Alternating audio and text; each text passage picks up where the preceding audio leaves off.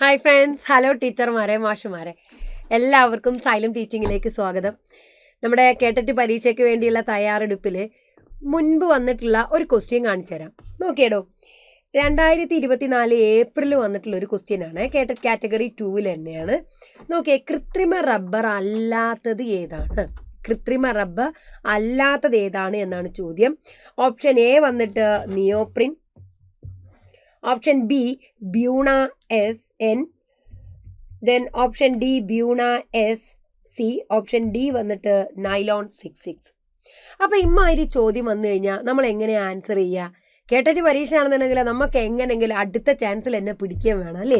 നോക്കിക്കോ, ഇനി ഈ റബ്ബറിൽ നിന്ന് ഏത് ഭാഗത്ത് എങ്ങനെ ചോദ്യം വന്നു കഴിഞ്ഞാലും നമ്മുടെ സാധാരണ രീതിയിൽ കേട്ടറ്റ് കാറ്റഗറി 2 പരീക്ഷയ്ക്ക് വരാവുന്ന കാര്യങ്ങൾ ഞാനിപ്പോൾ പറഞ്ഞുതരാം. ഓക്കെ, എന്നിട്ട് നമുക്ക് ഇതിൻ്റെ ഉത്തരത്തിലേക്ക് തിരിച്ചു വരാം. റെഡിയല്ലേ? ഞാൻ നോക്കിയിടാ, റബ്ബർ എന്ന് പറഞ്ഞാൽ നമുക്കറിയാം അല്ലേ, പ്രകൃതിയുള്ള ഒരു ഇലാസ്തിക സ്വഭാവമുള്ള ഒരു പോളിമറിനെയാണ് നമ്മൾ റബ്ബർ എന്ന് പറയാം. അപ്പം ഞാൻ ചോദിക്കട്ടെ, ഇലാസ്തിക സ്വഭാവം എന്ന് പറഞ്ഞാൽ എന്താ? ഇലാസ്തികത എന്ന് പറഞ്ഞാൽ നമ്മളെ മൈൻഡിൽ വലിക്കുമ്പോൾ നീളുന്നത് എന്നാണ്, അല്ലേ? അങ്ങനെയല്ല, വലിക്കുമ്പോൾ നീളുന്നതല്ല, നമ്മൾ നീട്ടിയതിന് ശേഷം അത് അതിൻ്റെ ഷേപ്പ് തിരിച്ചെടുക്കാൻ ഒരു പദാർത്ഥത്തിന് കഴിയുന്നുണ്ടെങ്കിൽ അങ്ങനെയുള്ള പദാർത്ഥങ്ങളെയാണ് നമ്മൾ എന്ത് പറയുക? ഇലാസ്തിക സ്വഭാവമുള്ളത്.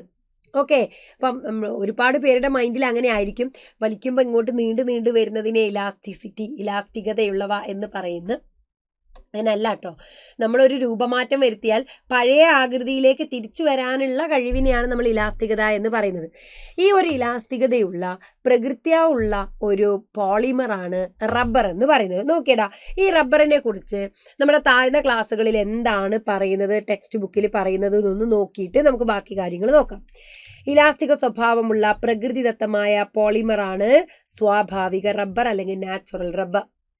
സാധാരണ നമുക്ക് റബ്ബർ കിട്ടുന്നത് നമുക്കറിയാലേ, റബ്ബർ നമ്മളൊക്കെ കുറച്ച് തണുപ്പുള്ള ഭാഗങ്ങളിൽ അല്ലെങ്കിൽ ഒരു ഏരിയകളിലൊക്കെ റബ്ബർ കൃഷികളൊക്കെ ഉണ്ടാവാറുണ്ട്. നോക്കിയേ, റബ്ബർ മരത്തിൽ നിന്ന് ഇറക്കുന്ന റബ്ബർ പാലിൽ നിന്ന് വേർതിരിക്കുന്നതാണ് പ്രകൃതിദത്ത റബ്ബർ. പിന്നെ ഒരുപാട് ആവശ്യങ്ങൾ വന്നു, അപ്പോൾ റബ്ബർ പാലിൽ നിന്ന് കിട്ടുന്ന റബ്ബർ തികയാതെയായപ്പോഴാണ് എന്ത് ചെയ്തത്? കൃത്രിമ റബ്ബറുകൾ ഉപയോഗിക്കാൻ തുടങ്ങിയത്. ഇനി കൃത്രിമ റബ്ബറിനുള്ള മേന്മ എന്താണെന്നും കൂടി ഈ പാരഗ്രാഫിൽ പറയേണ്ടത്. ഒന്ന് നോക്കിയിടാം. കൃത്രിമ റബ്ബറുകൾക്ക് പ്രകൃതിദത്ത റബ്ബറിനെ അപേക്ഷിച്ച് തേയ്മാനം കുറവാണ്. അതുകൊണ്ട് തന്നെ ടയറുകളുടെയൊക്കെ നിർമ്മാണത്തിന് അപ്പം എന്തുപയോഗിക്കാൻ തുടങ്ങി? കൃത്രിമ റബ്ബർ നിർമ്മിക്കാൻ തുടങ്ങി. ഓക്കെ, അപ്പോൾ റബ്ബറിനെ കുറിച്ച് താഴ്ന്ന ക്ലാസ്സിലൊക്കെ പറയുന്ന കുറച്ച് കാര്യങ്ങളാണ് നമ്മളിപ്പോൾ ഈ പറഞ്ഞത്. അതായത് പ്രകൃതിയുള്ള ഇലാസ്തികതയുള്ള ഒരു പോളിമറാണ് റബ്ബർ. അതായത് അവർക്ക് അവരുടെ ഷേപ്പ് മാറ്റം വരുത്തിയാൽ പഴയ ഷേപ്പിലേക്ക് തന്നെ ഇവർക്ക് തിരിച്ചു വരാനാകും. പിന്നെ ഒരു കാര്യം പറഞ്ഞത്, റബ്ബർ പാലിൽ നിന്നാണ് നമുക്ക് റബ്ബർ കിട്ടുന്നത്. കൃത്രിമ റബ്ബർ ഉണ്ടാക്കിയത് സാധാരണ റബ്ബർ പാലിൽ നിന്ന് കിട്ടുന്ന റബ്ബറിൻ്റെ അത് അളവ് തികയാതെ ആയപ്പോഴാണ് നമ്മൾ കൃത്രിമ റബ്ബർ തിരഞ്ഞു പോകുന്നത്. പിന്നെ അതിന് ചില ഗുണങ്ങളുണ്ട്, അങ്ങനെ പെട്ടെന്നൊന്നും ചെയ്യൂല. അതുകൊണ്ട് നമ്മൾ എന്ത് ചെയ്തു? ടയർ നിർമ്മാണത്തിനൊക്കെ എടുത്തു. കുറച്ചുകൂടി ഡീറ്റെയിൽ ആയിട്ട് റബ്ബറിനെ കുറിച്ച് പഠിച്ചാലോ? വാ. ആദ്യം, റബ്ബർ പാല് അറിയപ്പെടുന്നത് ലാറ്റക്സ് എന്നാണ്. റബ്ബർ ലാറ്റക്സ് എന്നാണ് റബ്ബർ പാലിനെ വിളിക്കുക. പഠിച്ചു വെക്കണേ. ഇനി അടുത്തത്, റബ്ബർ പാല് ഘനീഭവിക്കാൻ വേണ്ടി ചേർക്കുന്ന ആസിഡാണ് ഫോർമിക് ആസിഡ്. ഈ ഫോർമിക് ആസിഡിനെ നമ്മൾ കേട്ടിട്ടുണ്ട് ഇല്ലേ? ഇതിനു മുമ്പ് കേട്ടറ്റ് പരീക്ഷയ്ക്ക് തന്നെ ചോദിച്ചിട്ടുള്ളതാണ്, ഉറുമ്പിലടങ്ങിയ ആസിഡ് ഏത് എന്നൊക്കെ. അപ്പോൾ ഉറുമ്പ്, തേനീച്ച ഇവയിലൊക്കെ അടങ്ങിയ ആസിഡും ഏത് തന്നെയാണ്? ഫോർമിക് ആസിഡാണ്. ഉറുമ്പ്, തേനീച്ച. അപ്പോൾ ഇതേ ആസിഡ് തന്നെയാണ് റബ്ബർ പാല് ഘനീഭവിക്കാൻ വേണ്ടിയിട്ട് ചേർക്കുന്ന ആസിഡ് എന്നും ഓർത്തിരിക്കുക. ഇനി റബ്ബർ പാലിലടങ്ങിയ മോണോമറാണ് ഐസോപ്രിൻ. എന്താണോ മോണോമർ എന്ന് പറഞ്ഞാൽ? പോളിമർ എന്ന് പറഞ്ഞു കഴിഞ്ഞാൽ അനേകം ലഘു തന്മാത്രകൾ കൂടിച്ചേർന്നുണ്ടാകുന്ന വലിയ ഒരു സങ്കീർണമായ ഒരു തന്മാത്രേനെയാണ് എന്ത് പറയുക? പോളിമർ. ഈ ഒരു മുത്തിൻ്റെ മാല ഒരു പോളിമറാണ്. ഇതിലെ ഓരോ മുത്തുകളും എന്താണ്? മോണോമറുകളാണ്, ലഘു യൂണിറ്റുകളാണ്. റബ്ബർ എന്ന് പറയുന്ന ഈ വലിയ പോളിമറിൻ്റെ മോണോമർ ഏതാണെന്ന് ചോദിച്ചു കഴിഞ്ഞാൽ ഐസോപ്രിൻ ആണോ ഉത്തരം? ഐസോപ്രിൻ. ഇനി വൾക്കനൈസേഷൻ എന്ന് പറഞ്ഞൊരു സംഭവം കേട്ടിട്ടുണ്ടാവും ഇല്ലേ? വൾക്കനൈസേഷൻ എന്ന് പറഞ്ഞാൽ ഇതാണ്. എടാ, നമ്മൾ റബ്ബർ തന്നെ ഇപ്പം നമ്മൾ വീട്ടിൽ ഇപ്പം മരുന്നൊക്കെ വാങ്ങുന്ന സമയത്ത് നമുക്ക് റബ്ബർ ബാൻഡ് ഇട്ട് തരില്ലേ? അതിൻ്റെ കവറൊക്കെ അല്ലെങ്കിൽ എന്തെങ്കിലുമൊക്കെ സാധനം പാർസൽ വാങ്ങുമ്പോഴൊക്കെ അല്ലേ അതിൻ്റെ ഫുഡ് ഐറ്റംസ് ഒക്കെ ഇങ്ങനെ റബ്ബർ ബാൻഡ് ഇട്ട് തരും, അതും റബ്ബറാണ്. ഇനി അത് പോട്ടെ, നമ്മൾ ചെരുപ്പ്, ഹവായി ചെരുപ്പുകളൊക്കെ അല്ലേ കുറച്ച് പഴയ കാലത്തുണ്ടായിരുന്നു, ഈ ഹവായി ചെരുപ്പുകൾ ഉണ്ടാക്കുന്നത് റബ്ബറാണ്. ഇനി വണ്ടീൻ്റെ ടയർ, ഇതും റബ്ബറാണ്. പക്ഷെ എല്ലാത്തിനും ഒരേ സ്വഭാവമാണോ, ഒരേപോലെയാണോ? ചിലത് കുറച്ചുകൂടി സോഫ്റ്റ് ആണ്, ചിലത് നല്ല ഹാർഡാണ് അല്ലേ? അപ്പം ഇങ്ങനെ റബ്ബറിൻ്റെ ഭൗതിക ഗുണങ്ങൾ അങ്ങോട്ടും ഇങ്ങോട്ടും മാറ്റം വരുത്താൻ വേണ്ടിയിട്ട് നമ്മൾ എന്ത് ചെയ്യുന്നറിയോ? അതിൽ സൾഫർ ചേർക്കും. ഈ പരിപാടിനെ പറയുന്ന പേരാണ് എന്ത്? വൾക്കനൈസേഷൻ. പഠിച്ചു വെക്കണേ. അതായത് റബ്ബറിനെ കാഠിന്യം കൂടാനായി അതിൽ സൾഫർ ചേർക്കുന്ന പ്രക്രിയക്ക് പറയുന്ന പേരാണെന്ത്? വൾക്കനൈസേഷൻ. എടാ, അപ്പോൾ വൾക്കനൈസേഷൻ ഉപയോഗിക്കുന്ന മൂലകം ഏതാണ്? സൾഫർ. സൾഫർ. ഈ സൾഫർ ചേർക്കുമ്പോഴാണ് റബ്ബറിന് കാഠിന്യം കൂടുന്നത്, അല്ലെങ്കിൽ ഭൗതിക ഗുണങ്ങൾ വ്യത്യാസപ്പെടുന്നത്. ഓക്കെ, അപ്പോൾ ഓരോന്നിനും ഓരോരോ അളവിലുള്ള റബ്ബറാണ് ആവശ്യം. ചിലത് 15%, ചിലത് 5%, അങ്ങനെയാണ് റബ്ബറിൻ്റെ അളവുകൾ പറയുന്നത്.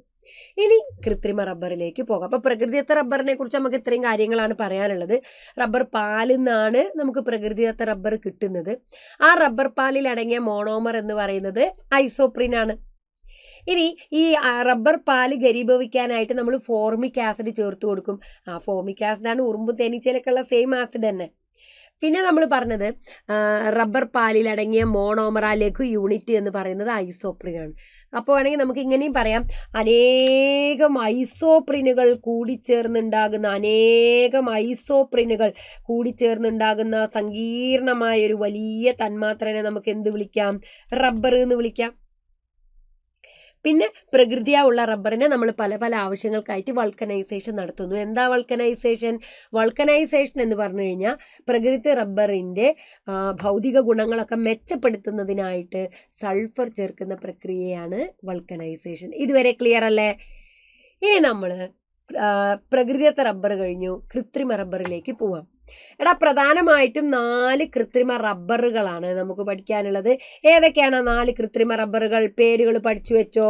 ഒന്നാമത്തത് നിയോപ്രിൻ. നിയോപ്രിനെ വേറൊരു പേരും കൂടി വിളിക്കാടാ, അതെന്താണെന്നറിയോ? ക്ലോറോപ്രിൻ. അപ്പം നിയോപ്രിൻ എന്നും പറയാം, ക്ലോറോപ്രിൻ എന്നും പറയാം. രണ്ടാമത്തത് തയാക്കോൾ.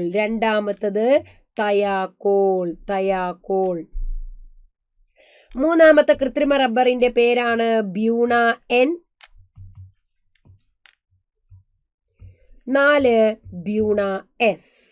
ബ്യൂണ എന്നും ഉണ്ട്, ബ്യൂണ എസ്സും ഉണ്ട്. ഇതൊക്കെ റബ്ബറുകൾ തന്നെയാണ്. ബ്യൂണ എന്നും ബ്യൂണ എസ്സും ഇതൊക്കെ കൃത്രിമ റബ്ബറാണ്. ഇതിൽ നിയോപ്രിനെ കുറിച്ച് ഒരു കാര്യം ഓർത്തു വെക്കുക. ഇതാണ് ആദ്യത്തെ കൃത്രിമ റബ്ബർ. ആദ്യത്തെ കൃത്രിമ റബ്ബർ ഏത് എന്ന് ചോദിച്ചു കഴിഞ്ഞാൽ ആദ്യത്തെ കൃത്രിമ റബ്ബറാണ് നിയോപ്രിൻ. അതേപോലെ തന്നെ ഇത് കൺവെയർ ബെൽറ്റുകളൊക്കെ നിർമ്മിക്കാൻ വേണ്ടി ഉപയോഗിക്കും. ഇവിടെ കൺവെയർ ബെൽറ്റ് എന്ന് പറഞ്ഞാലേ ഈ ചൂടുള്ള ഓയിലൊന്നും തട്ടിക്കഴിഞ്ഞാൽ അങ്ങനെ പെട്ടെന്ന് കേടുവരൂല.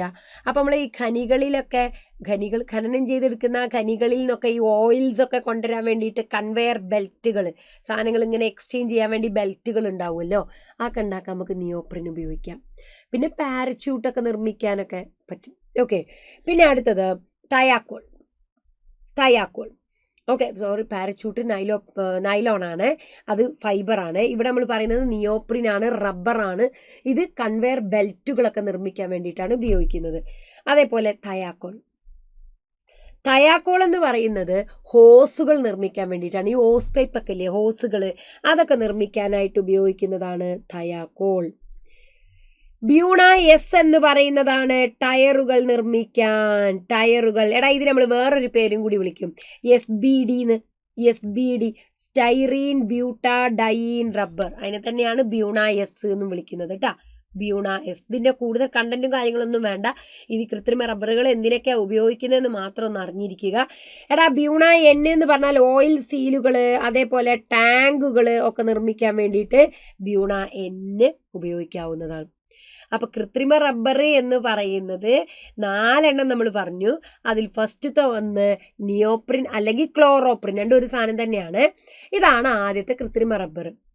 ഇത് ഖനികളിലൊക്കെയുള്ള കൺവെയർ ബെൽറ്റുകളൊക്കെ നിർമ്മിക്കാൻ വേണ്ടിയിട്ട് ഉപയോഗിക്കാവുന്നതാണ്. അടുത്ത രണ്ടാമത്തെ കൃത്രിമ റബ്ബർ എന്ന് പറയുന്നത് തയാക്കോൾ, ഹോസുകൾ നിർമ്മിക്കാൻ. മൂന്നാമത്തത് ബ്യൂണ എസ് ടയറുകൾ നിർമ്മിക്കാൻ, നാലാമത്തത് ബ്യൂണ എൻ ടാങ്കുകൾ, ഓയിൽ സീലുകൾ ഒക്കെ നിർമ്മിക്കാൻ വേണ്ടിയിട്ട്. ക്ലിയർ ആണോ? ഇതുവരെ പറഞ്ഞതൊക്കെയാണോ? ഒരു പോയിന്റും കൂടി ഒന്ന് ഓർത്തിരിക്കുക. റബ്ബർ ലയിക്കുന്ന ദ്രാവകം.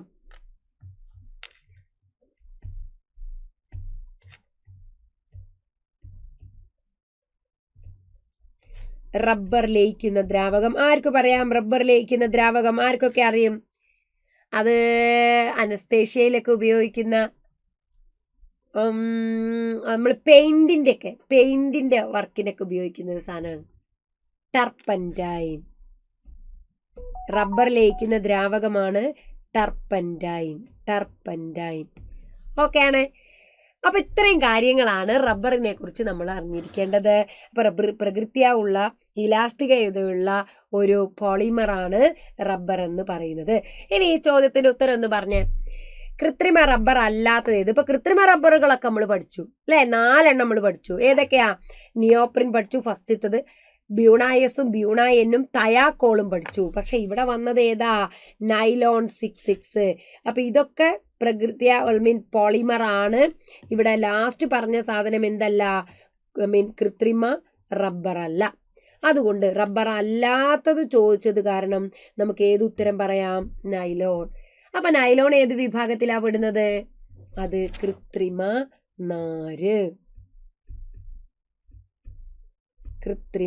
നാര് വിഭാഗത്തിൽ ഉൾപ്പെടുന്നതാണ്. നാരുകളെ കുറിച്ചും പ്ലാസ്റ്റിക്കിനെ കുറിച്ചും ഒക്കെ നമുക്ക് മറ്റൊരു വീഡിയോയിൽ കാണാം. അപ്പോൾ പ്ലാൻ ചെയ്ത് പഠിച്ചുകൊണ്ടേയിരിക്കുക. നമുക്ക് ഒരു ഗ്യാപ്പ് വരാതെ തൊട്ടടുത്ത ചാൻസിൽ തന്നെ കേട്ടിട്ട് കിട്ടുക എന്നുള്ള ലക്ഷ്യം വെച്ചിട്ട് പഠിക്കുക. അപ്പോൾ എല്ലാവർക്കും ഓൾ ദ ബെസ്റ്റ്. മറ്റൊരു വീഡിയോയിൽ കാണാം. Thank you.